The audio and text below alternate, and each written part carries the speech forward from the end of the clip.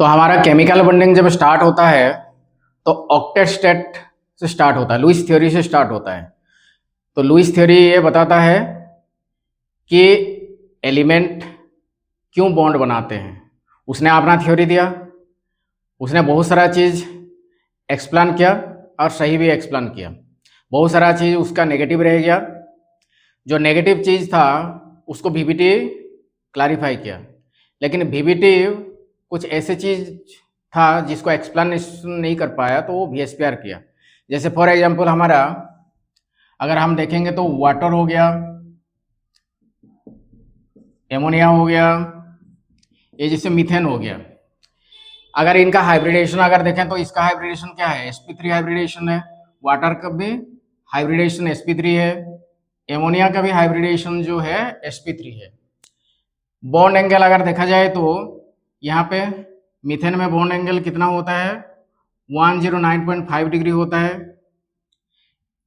और एमोनिया का कितना होता है, 107 डिग्री होता है। और वाटर का जो होता है 104 डिग्री होता है ना। कहीं कहीं पे दिया होगा 104.5 डिग्री दिया होगा।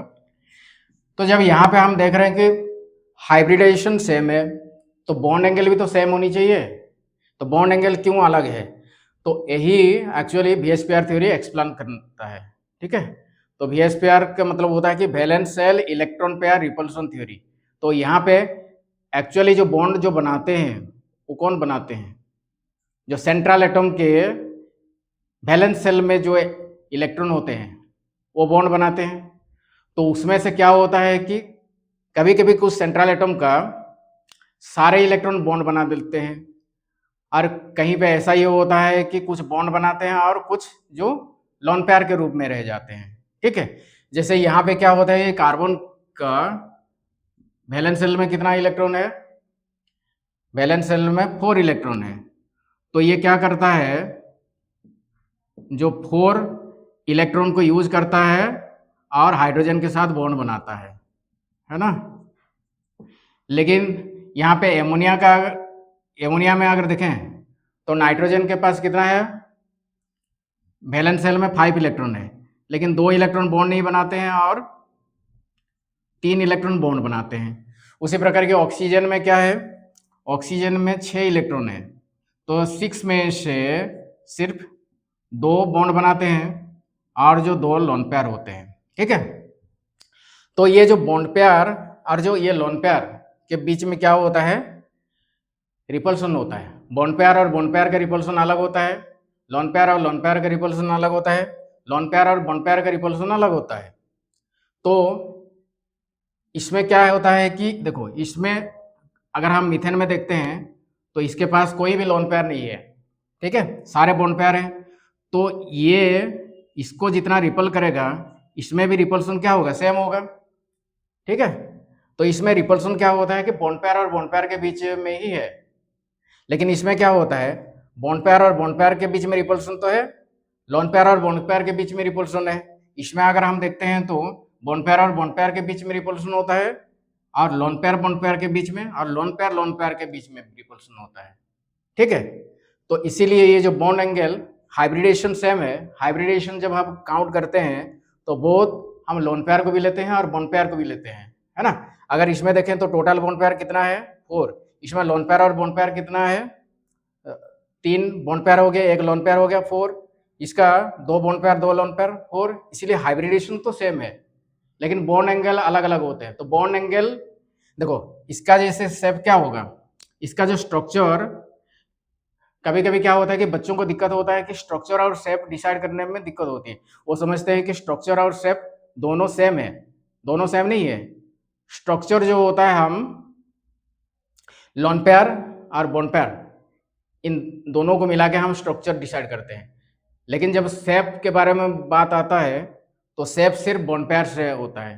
ठीक है, और बॉन्ड एंगल की जब बात आती है तो सिर्फ बॉन्ड एंगल जो होता है वो 2 बॉन्ड के बीच में जो एंगल होता है उसको, क्योंकि लोन पेयर का कोई ऐसा पर्टिकुलर जगह ये नहीं है कि इसी जगह पे भी रहेगा, क्योंकि वो फ्लोट होता रहता है। ठीक है, तो जैसे मैं बता रहा था कि इसमें बॉन्ड एंगल इसका ज़्यादा क्यों है, क्योंकि हम ये जानते हैं वीएसपीआर थ्योरी के अनुसार क्या होता है, बॉन्ड पेयर और बॉन्ड पेयर के बीच में जो रिपल्सन होता है वो क्या होता है, लेस होता है। ठीक है, रिपल्सन की अगर बात हम करते हैं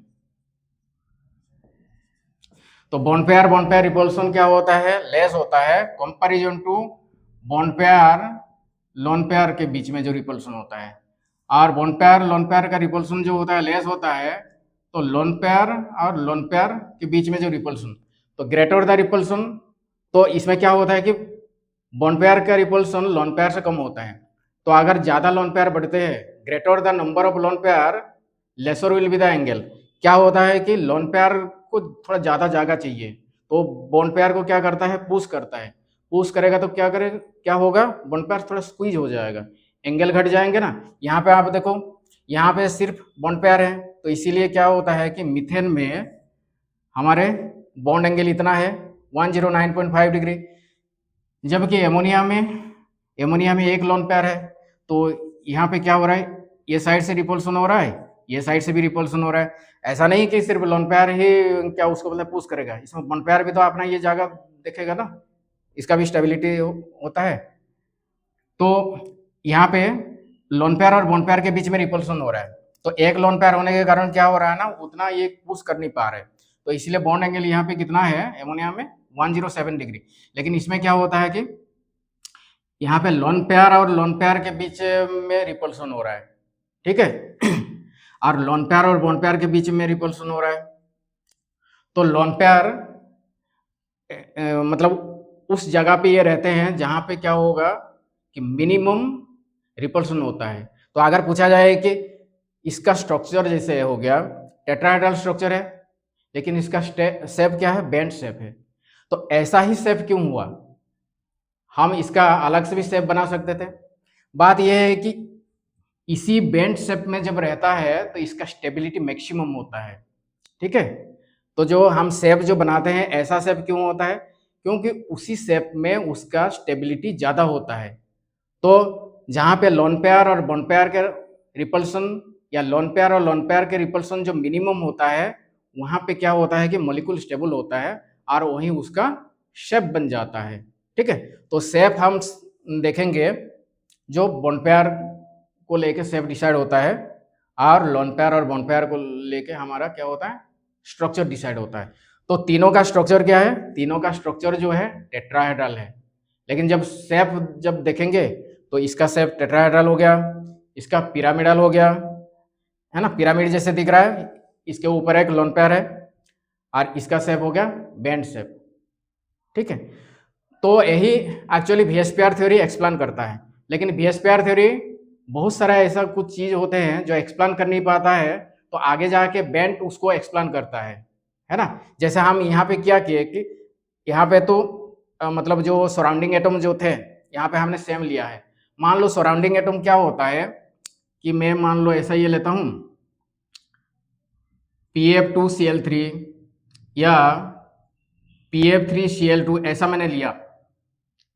ऐसा जब लूंगा तो फास्फोरस क्या होता है, उसके वैलेंस शेल में 5 इलेक्ट्रॉन होते हैं, तो 5 बॉन्ड बनाएगा ना। तो जब 5 बॉन्ड बनाएगा तो ये जो फ्लोरीन और क्लोरीन को कहाँ पे ये मतलब प्लेस करेगा, क्योंकि जब सेंट्रल एटम जब बॉन्ड बनाता है तो जो सराउंडिंग एटम जो ऑक्युपाई करते हैं सेंट्रल एटम की ओर, तो दो जगह पे ऑक्युपाई करते हैं, एक होता है इक्वेटोरियल पोजीशन और दूसरा होता है एक्सियल पोजीशन। और इसमें हमको थोड़ा ध्यान देना है कि इक्वेटोरियल बॉन्ड लेंथ जो होता है वो लेसर होता है कंपैरिजन टू एक्सियल होता है। ठीक है, तो VSPR थ्योरी वो सब चीज डिसाइड कर नहीं पाया कि जैसे मान लो VSPR थ्योरी के अनुसार अगर हम बोले तो यहाँ पे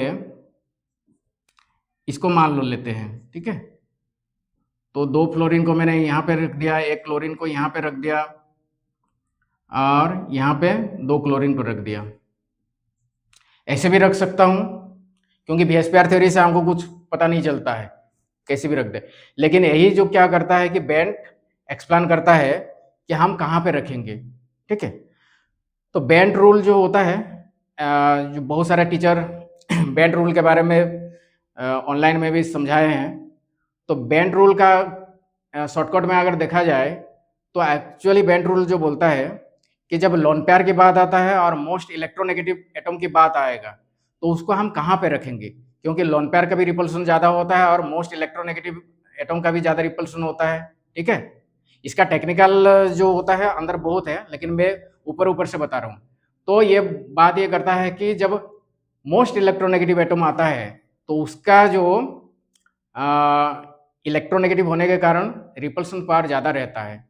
तो हम क्या करते हैं, जो मोस्ट इलेक्ट्रोनेगेटिव एटम जो होता है सराउंडिंग में, उसको हम एक्सियल पोजीशन में रखते हैं। एक्सियल पोजीशन में रखते हैं तो क्या होता है कि डिस्टेंस ज़्यादा होने के कारण जो बाकी जो इक्वेटोरियल पोजीशन में जो रहते हैं उनके साथ थोड़ा रिपल्सन कम होता है। तो देखो यहाँ पे मोस्ट इलेक्ट्रोनेगेटिव एटम तो ये नहीं है ना, मोस्ट इलेक्ट्रोनेगेटिव तो ये है। तो ये हो गया हमारे इक्वेटोरियल पोजीशन, इक्वेटोरियल पोजीशन, और ये हो गया हमारे एक्सियल। तो एक्सियल बॉन्ड लेंथ क्या होता है, एक्सियल बॉन्ड लेंथ जो होता है, axial bond length is greater than equatorial bond length. ठीक है, इक्वेटोरियल बॉन्ड लेंथ होता है। ठीक, तो इसीलिए हम जो मोस्ट इलेक्ट्रोनेगेटिव एटम को कहाँ पे रखेंगे, यहाँ पे रखेंगे, एक्सियल पोजीशन में रखेंगे। तो बेहतर है कि हम एक्सियल पोजीशन में रखें और एक फ्लोरीन को हम यहाँ पे एडजस्ट करा दें और दो क्लोरीन को यहाँ पे हम एडजस्ट करा दें। तो यहाँ पे ये क्या होता है, इसका स्ट्रक्चर क्या होगा, ट्राइगोनल बाई पिरामिडल। तो जब ट्राइगोनल बाई पिरामिडल हम ये बात ये करते हैं तो ट्राइगोनल प्लानर में क्या होता है, 120 डिग्री होता है ना। तो ये 120 डिग्री हो गया और इसके बीच में कितना होता है, फ्लोरीन और क्लोरीन के बीच में ये जो होता है 90 डिग्री होता है। ये 120 डिग्री और ये 90 डिग्री होता है। तो एक्चुअली बेंट रूल जो टेक्निकली अगर बात ये करता है तो एस कैरेक्टर के बारे में बात करता है कि हम अगर मोस्ट इलेक्ट्रोनेगेटिव एटम को अगर एक्सियल पोजीशन में रखते हैं तो ऐसा क्यों। तो बेंट रूल बात ये करता है कि एक्सियल पोजीशन में एक्चुअली क्या होता है कि एस कैरेक्टर कम होता है। तो जहाँ पे एस कैरेक्टर कम होता है वहाँ पे क्या होता है कि मोस्ट इलेक्ट्रोनेगेटिव एटम वगैरह को हम रखते हैं। ठीक है, दूसरा और बात ये करता है कि अगर डबल बॉन्डेड, जैसे क्या होता है कि ऑक्सीजन डबल बॉन्ड बना रहा है या नाइट्रोजन ट्रिपल बॉन्ड बना रहा है, तो डबल बॉन्ड ट्रिपल बॉन्ड वालों को हम कहाँ पे रखते हैं, जहाँ पे एस कैरेक्टर ज़्यादा होता है, यानी कि इक्वेटोरियल पोजीशन में रखेंगे। तो बहुत सारा ऐसा ये था जो VSPR थ्योरी यही चीज़ को एक्सप्लेन कर नहीं पाया था, तो वो जाके बेंट उसको एक्सप्लेन करता है, और बेंट जिसको एक्सप्लेन कर नहीं पाता है उसको ड्रैगो एक्सप्लेन करता है। ड्रैगो जैसे हम क्या करते हैं, अगर हम देखते हैं, देखो NH3, तो NH3 का ये बॉन्ड एंगल कितना होता है, 107 डिग्री होता है। ठीक है, तो नाइट्रोजन के नीचे कौन होता है, फॉस्फोरस, PH3 हो गया, ASH3, SbH3 वाला। यहाँ पे जब आते हैं भाई, इसके पास भी लोन पेयर है, इसके पास भी लोन पेयर है, तो हम ये जानते हैं कि बॉन्ड एंगल जो डिसाइड होता है वो क्या होता है, सेंट्रल इलेक्ट्रोनेगेटिव एटम जो होता है उसके ऊपर डिपेंड करता है। ठीक है, तो सेंट्रल इलेक्ट्रोनेगेटिव एटम अगर ज़्यादा इलेक्ट्रोनेगेटिविटी होता है तो बॉन्ड एंगल भी ज़्यादा होता है। ठीक है, ये हमारे क्या हो रहा है कि इलेक्ट्रोनेगेटिविटी घट रहा है, तो इलेक्ट्रोनेगेटिविटी अगर घट रहा है तो बॉन्ड एंगल इसका 105 डिग्री हो जाना चाहिए या 104 डिग्री हो जानी चाहिए, लेकिन ऐसा नहीं, इसका बॉन्ड एंगल कितना हो जाता है, 93 डिग्री होता है, इसका लगभग 92 डिग्री होता है और इसका 91 डिग्री होता है। तो ऐसा क्यों, तो इसके बारे में ड्रैगो एक्सप्लेन करता है। ये बताता है कि इसमें क्या होता है, हाइब्रिडेशन ही नहीं होता है, हाइब्रिडेशन ही नहीं होता है। तो हाइब्रिडेशन जब नहीं होता है तो फिर क्या होता है, देखो इसका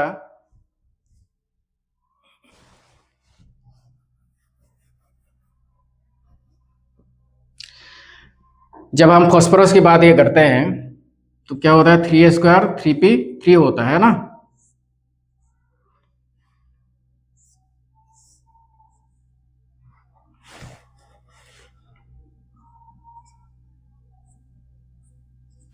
यहाँ पे एक इलेक्ट्रॉन है, यहाँ पे क्या होता है, जो फॉस्फोरस हाइड्रोजन के साथ जो बॉन्ड बनाया है, ठीक है।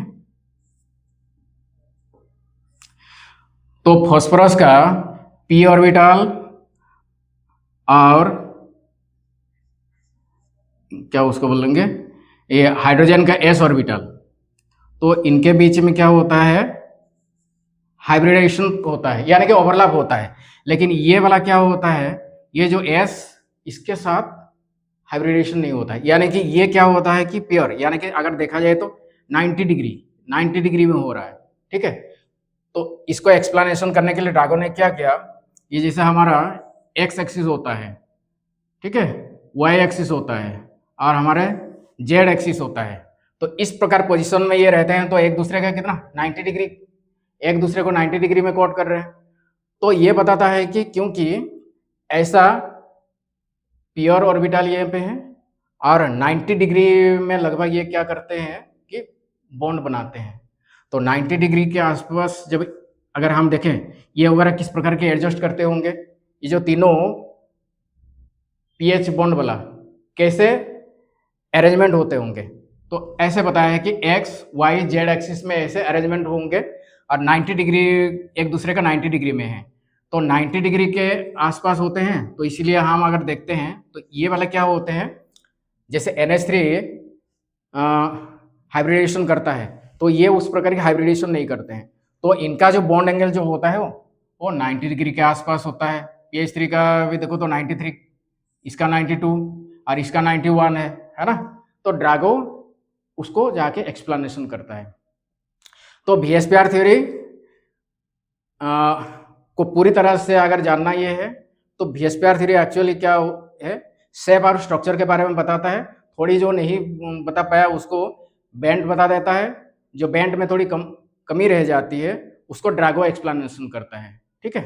तो इस प्रकार की ये हम VSPR थ्योरी हमने देखा। तो VSPR थ्योरी एक्चुअली हम स्ट्रक्चर शेप के बारे में हम देखते हैं, जबकि हाइब्रिडेशन सेम होता है तो इसका स्ट्रक्चर, तो हाइब्रिडेशन अगर सेम होगा तो स्ट्रक्चर सेम होगा, लेकिन इसका शेप वगैरह क्यों अलग अलग हो रहा है और बॉन्ड एंगल वगैरह क्यों अलग अलग हो रहा है उसके बारे में ये बात करता है, ठीक है।